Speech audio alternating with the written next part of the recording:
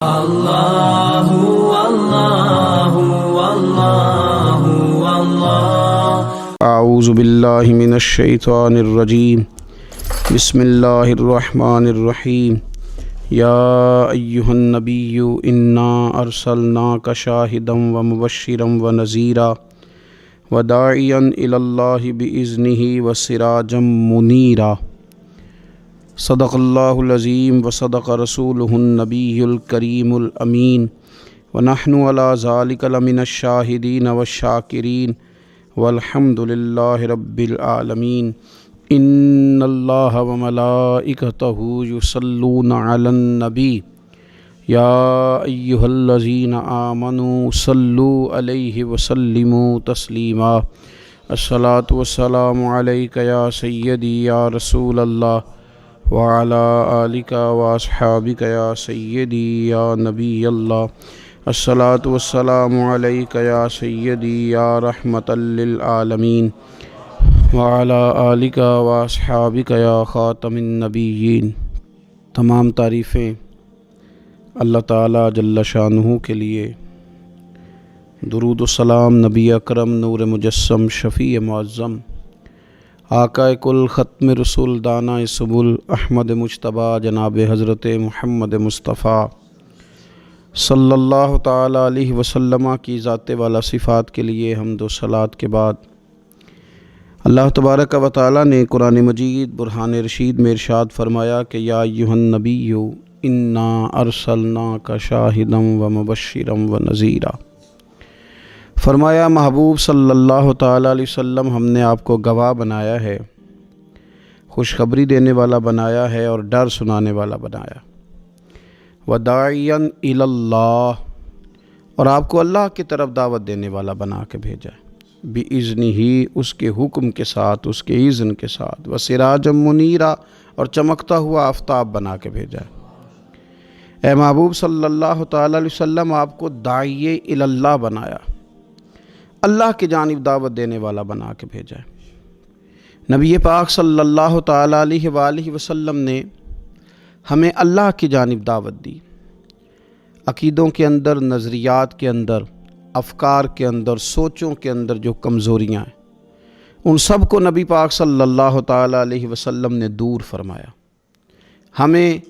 رسول کائنات صلی اللہ تعالیٰ علیہ وسلم نے فکری طور پر، ذہنی طور پر، قلبی طور پر مضبوط کیا۔ انسان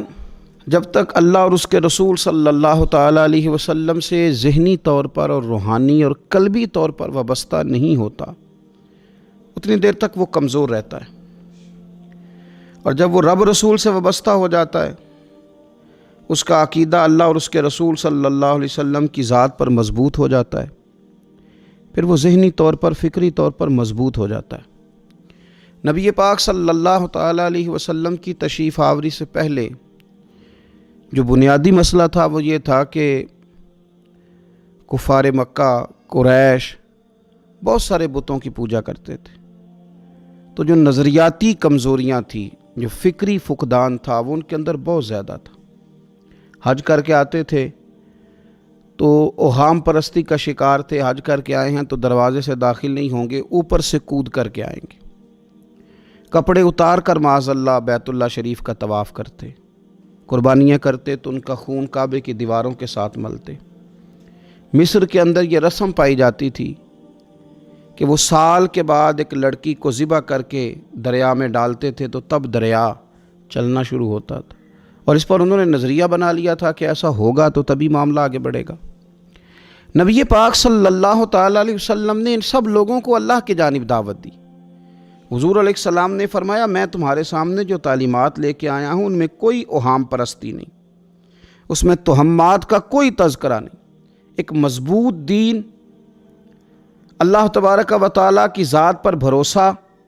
اللہ تبارک و تعالیٰ کی رحمت سے امید، ان سب چیزوں کو رسول پاک صلی اللہ تعالیٰ علیہ وسلم نے لوگوں کے ذہنوں تک اتارا۔ جب تک انسان کا بھروسہ عام انسانوں سے وابستہ رہتا ہے، دنیا داروں سے وابستہ رہتا ہے، پیسوں سے وابستہ رہتا ہے، دنیاوی معاملات کے ساتھ وابستہ رہتا ہے، تو وہ کمزور ہوتا جاتا ہے دن بدن۔ اور رسول پاک صلی اللہ علیہ وسلم داعی اللہ ہیں، تو حضور نے ہمیں یہ سوچے دی ہیں کہ تم نا اپنے آپ کو اللہ رسول سے وابستہ کرو۔ پھر یہ جو کمزوری ہے نا، کمزوری یہ تمہارے دل سے نکل جائے گی۔ ہم دیکھتے ہیں کہ آج بہت سارے لوگ ایسے ہیں جو مایوسی کی گفتگو کرتے ہیں، اگر غریب ہو گئے ہیں تو تب بھی ان کے جملوں میں معاذ اللہ مایوسی ہے، کہیں بیمار ہو گئے ہیں تو پھر بھی وہ گھبرائے سے ہیں، وہم کا شکار ہیں، اگر کسی جگہ کوئی آزمائش ان پر آ گئی ہے تو بھی مختلف توہمات کا وہ شکار ہو جاتے ہیں۔ اگر توجہ اللہ رسول کی جانب ہو اور وہ سوچیں جو رسول پاک صلی اللہ علیہ وسلم نے ہمیں دی ہیں، ان پر توجہ ہو، تو پھر انسان کسی وہم کا شکار نہیں ہوتا، پھر وہ مضبوط زندگی گزارتا ہے اور مضبوطی کے ساتھ آگے بڑھتا ہے،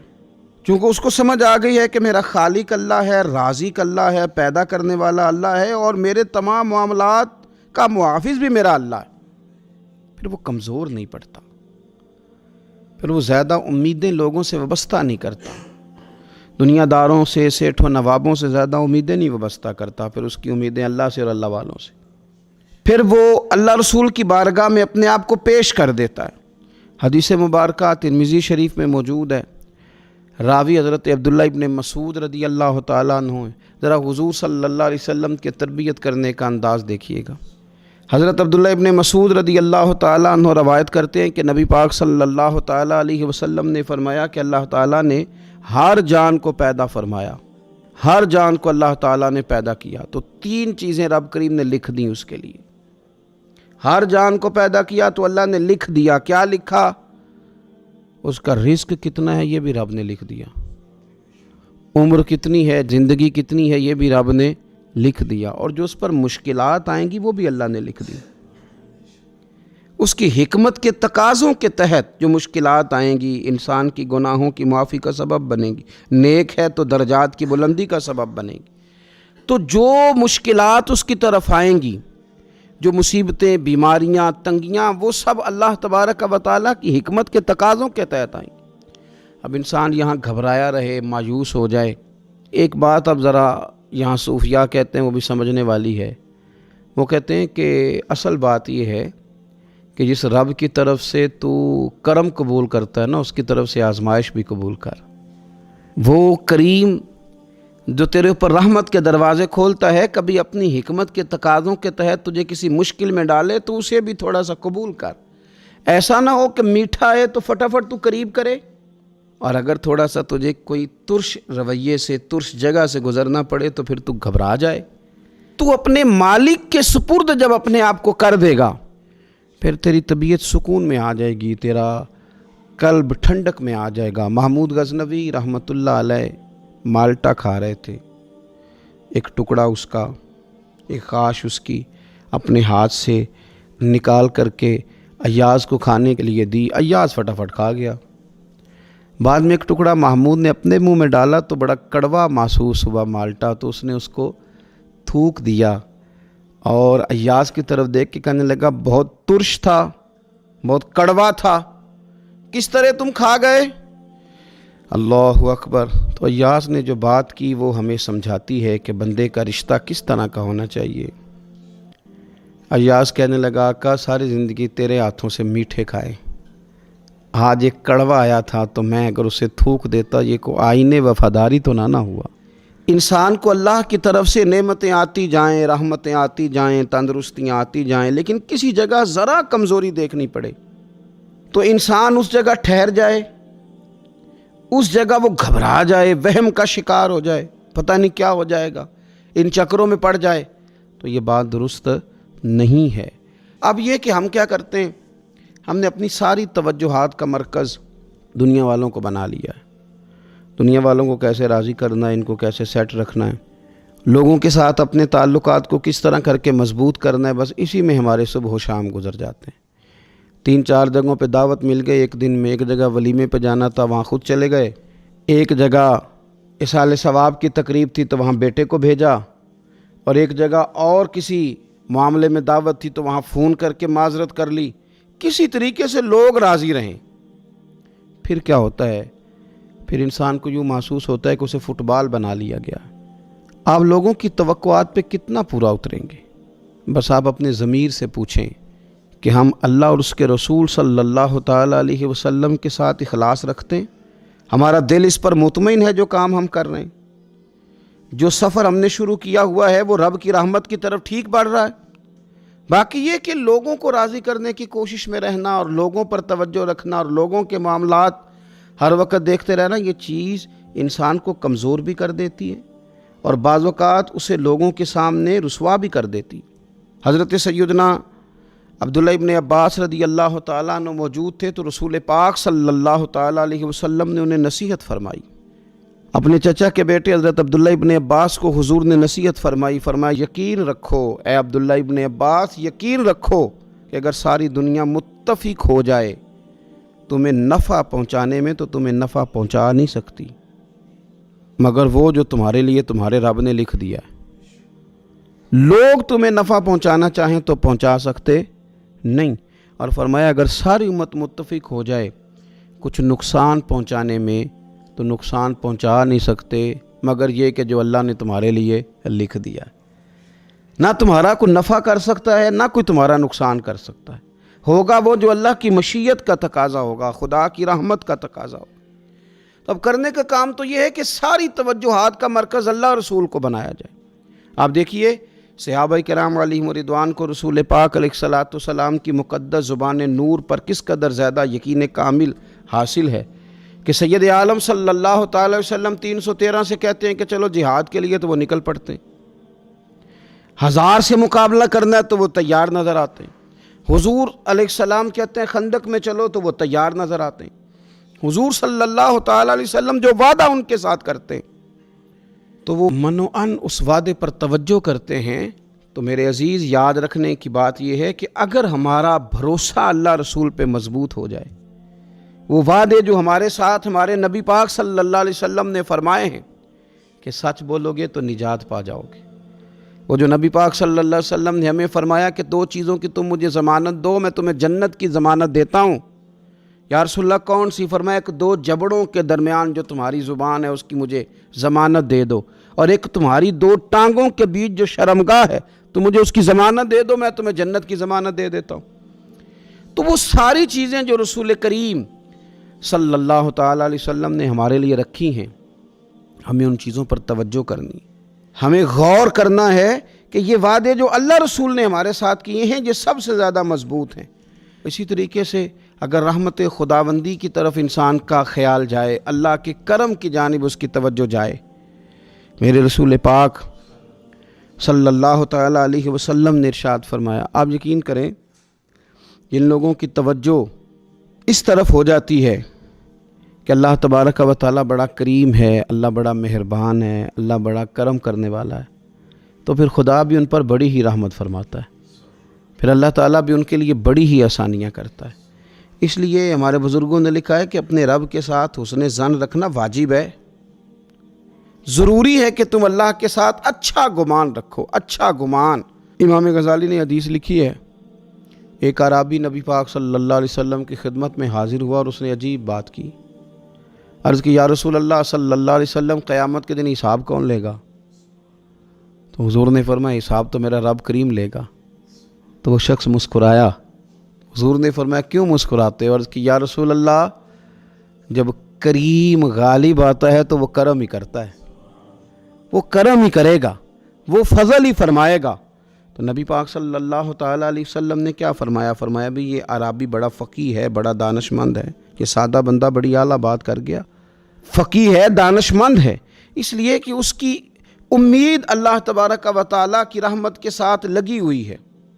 مسند امام احمد بن حنبل میں حدیث ہے، نبی پاک صلی اللہ علیہ وسلم فرماتے ہیں، رب فرماتے ہیں کہ اگر میرا بندہ زمین بھر گناہ لے کے میری بارگاہ میں آئے، بھر دی اس نے زمین گناہ کر کر کے، لیکن وہ آئے اور استغفار کرے اور اس امید پر استغفار کرے کہ رب مجھے معاف کر دے گا، سچے دل سے توبہ کرے، تو حضور فرماتے ہیں رب اس بندے کو معاف فرما دیتا ہے، اگر اس کی امیدیں اپنے رب کے ساتھ مضبوط ہوں۔ ہم نے یوں کیا ہے کہ کمزوری دکھانی شروع کر دی ہے، کمزوری، اور پھر کچھ معاشرے میں لوگ بھی ہیں، یہ کچھ جادو کا بتانے والے لوگ آ گئے ہیں جو ہر شخص کو کہتے ہیں کہ تجھے تو جادو ہو گیا ہے، جو ہر شخص کو یہ بات بتاتے ہیں کہ تیرے اوپر تو آسیب کا اثر ہے، ان لوگوں نے بھی لوگوں کو کمزور کر دیا ہے۔ کچھ ایسے لوگ ہیں جو معاشرے کے اندر یہ کہتے پھرتے ہیں بھائی سب دنیا کا چکر ہے، سب دولت کا معاملہ ہے، جس کی لاٹھی اس کی بھینس، یہاں کچھ بھی نہیں ہو سکتا۔ انہوں نے بھی لوگوں کو کمزور کر دیا ہے۔ اپنے عقیدوں کو مضبوط رکھیں، اللہ رسول صلی اللہ علیہ وسلم کے ساتھ اپنے بھروسے کو مضبوط کریں۔ دیکھیں حضور ہماری تربیت کرتے ہیں، فرمایا اگر تم رب پہ بھروسہ کرو گے نا اور رب تعالیٰ پہ بھروسہ کر کے نکلو گے تو اللہ تمہیں اسی طرح رزق عطا فرمائے گا جس طرح رب پرندوں کو رزق عطا فرماتا ہے۔ وہ صبح بھوکے نکلتے ہیں لیکن شام کو لوٹتے ہیں تو اللہ انہیں پیٹ بھر کے روزی عطا کرتا ہے۔ کیوں؟ اس لیے کہ ان کا بھروسہ مضبوط ہے، ان کا اپنے رب پہ توکل مضبوط ہے۔ رسول کائنات صلی اللہ تعالیٰ علیہ وسلم نے ہمیں ہمارے رب کی جانب دعوت دی، حضور نے ہمیں اللہ پہ بھروسہ کرنا سکھایا۔ رسول پاک صلی اللہ تعالیٰ علیہ وسلم نے ہمیں کہا کہ دنیا میں مسافروں کی طرح وقت گزار کے آ جانا، جنت میں رب نے تمہارے لیے وہ نعمتیں تیار کی ہیں نہ کسی آنکھ نے دیکھی، نہ کسی کان نے سنی، نہ تمہارے دل پر خیال ہی گزرا ہوگا کہ اللہ یہ شان عطا فرمائے گا۔ اب ان لوگوں کا بھروسہ ہو گیا تھا صحابہ کا، حضور کے غلاموں کا، تو انہوں نے پھر کوئی جائیدادیں نہیں بنائی، انہوں نے پھر دنیا میں کوئی محلات تیار نہیں کیے، کیونکہ ذہن بن گیا تھا کہ جو رسول کریم علیہ السلام نے وعدے فرمائے ہیں وہ وعدے ہمارے لیے بڑے معیاری ہیں، وہ وعدے ہمارے لیے بڑے خوبصورت ہیں، ان وعدوں سے ہمیں بڑا کچھ ملے گا۔ اس لیے اپنی زندگی کے اندر ان چیزوں کو پیدا کرنا، ان چیزوں پر توجہ کرنا، اللہ کی جانب بھروسہ کرنا بڑا ضروری ہے۔ دعا ہے مالک کریم ہمیں رسول کریم صلی اللہ تعالیٰ علیہ وسلم کی بتائی ہوئی باتوں پر عمل کی توفیق دے، اور اللہ تعالیٰ ہماری آنے والی نسلوں کی امیدوں کو اپنی بارگاہ پر مضبوط کرے، یقین کامل کی دولت عطا کرے، توکل کی نعمت عطا فرمائے۔ آخر دعوانا ان الحمدللہ رب العالمین۔